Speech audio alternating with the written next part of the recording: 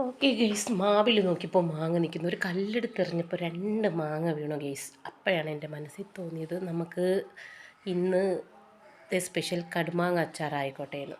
അപ്പം അതായിട്ട് നമുക്ക് മാങ്ങ കഴുകി എടുത്തിട്ടുണ്ട്. ഇത് നമുക്കിനി കട്ട് ചെയ്യാം. കട്ട് ചെയ്യേണ്ടതെന്ന് പറഞ്ഞാൽ എങ്ങനെയാണ്, ചെറിയ പീസുകളായിട്ട് വേണം കട്ട് ചെയ്യാൻ.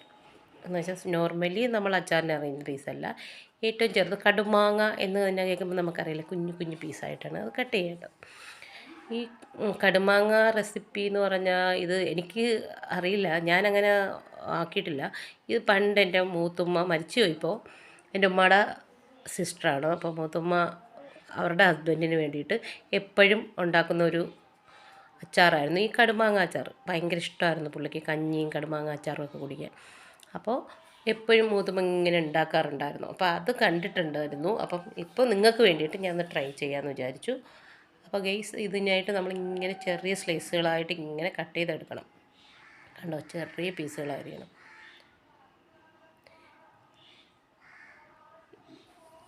എത്ര ചെറിയ പീസായിരിക്കും. കടുമാങ്ങ നോർമലി ചെറിയ പീസുകളായിട്ട്, അച്ചാർ പോലെ അല്ല. ഇതിന് കൂടുതൽ നമുക്ക് ഇഞ്ചി വെളുത്തുള്ളിയൊക്കെ അധികമായിട്ടൊന്നും വേണ്ട. ഇത് കുറച്ച് പേരിന് വേണ്ടി കുറച്ച് ചേർത്താൽ മതി. ഇതിന് കൂടുതലും വേണ്ട. നമ്മൾ കടുക് ഇട്ട് പൊട്ടിച്ച് നോർമലി മുളക്, പേരിന് വേണ്ടി കുറച്ച് കടുക്, പേരിന് വേണ്ടി കുറച്ച് ഇഞ്ചി വെളുത്തുള്ളി ഒക്കെയാണ് നമ്മൾ ആഡ് ചെയ്യേണ്ടത്.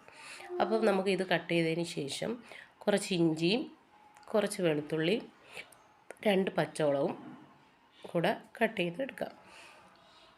ഓക്കെ ഗെയ്സ്, അപ്പം നമ്മൾ ഇത് അരിഞ്ഞുകൊണ്ടിരിക്കുകയാണ് ഗെയ്സ്. ഓക്കെ, ഇത് നമ്മൾ അരിഞ്ഞ് നമുക്കിനി അച്ചാർ ഇടാനുള്ള റെഡിയാകും. ഓക്കെ, അപ്പം മാങ്ങ അരിഞ്ഞു കഴിഞ്ഞു. അപ്പം ഇഞ്ചി വെളുത്തുള്ളി എല്ലാം റെഡിയാക്കിയിട്ടുണ്ട്, കറിവേപ്പില ഉണ്ട്. അപ്പോൾ അതിനായിട്ട് നമുക്ക് ചട്ടി എടുത്ത് വെച്ച്, ചീനച്ചട്ടിയാണ്, ഇതിലേക്ക് എണ്ണ ഒഴിക്കാം. ഓക്കെ ഗെയ്സ്, അപ്പോൾ എണ്ണ ഒഴിച്ചപ്പോൾ കടുക് നോർമലി അച്ചാറിനിടുന്നതിനേക്കാളും കുറച്ചധികം ഇടണം കടുക്.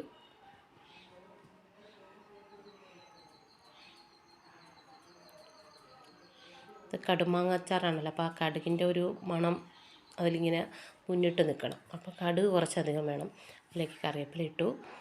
ഇഞ്ചി വെളുത്തുള്ളിയും എല്ലാം കൂടെ ഒന്ന് ഡ്രൈ ആക്കി എടുക്കാം.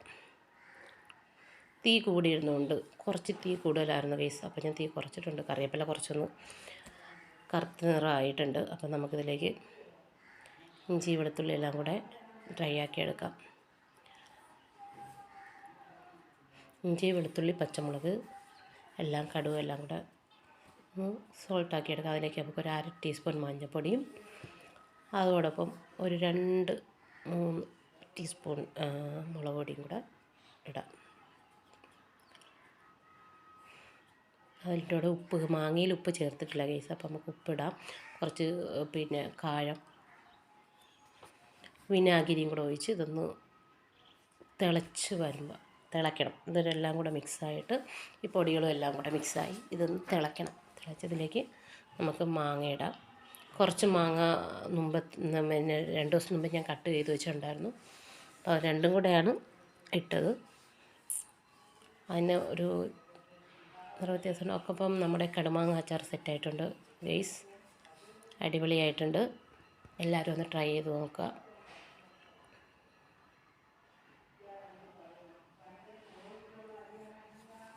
നമുക്ക് ഈ രാവിലെ പഴങ്കഞ്ഞിയൊക്കെ കുടിക്കാൻ അടിപൊളിയാണ് ഈ കടുമാങ്ങ അച്ചാർ. ചട്ടിച്ചോറൊക്കെ വെക്കില്ല, അവർക്കൊക്കെ ഇതൊരു നല്ലൊരു റെസിപ്പിയാണ് ഈ കടുമാങ്ങ അച്ചാറിനേക്കാളും നല്ലത്.